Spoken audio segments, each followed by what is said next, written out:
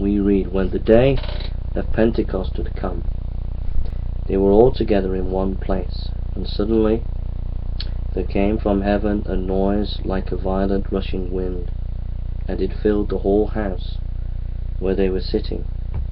And there appeared to them tongues as of fire, disturbing themselves, and they rested on each one of them. And they were filled with the Holy Spirit, and began to speak with other tongues, as the Spirit was giving them utterance."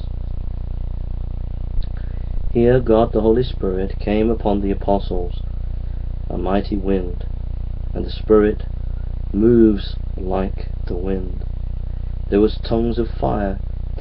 The Holy Spirit works like fire, consuming our pride, consuming that which is selfish.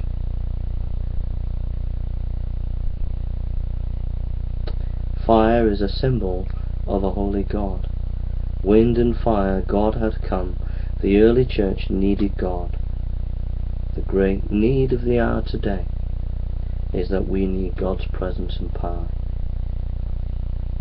One writer said, "Our greatest danger, I feel today, is to quench the Spirit.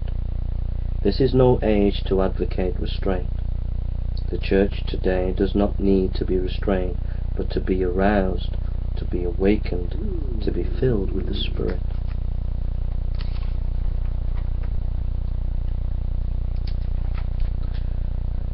The Spirit of glory, for she is failing the modern world.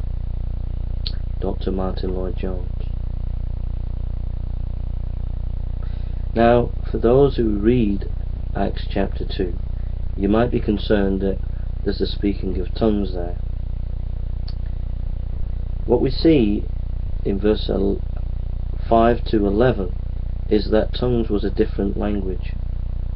Verse 11, Cretans and Arabs, we hear them speaking of the mighty deeds of God. Acts 2:11. It was not a tongues that was important. What was important was that the God of the tongues and what he was doing.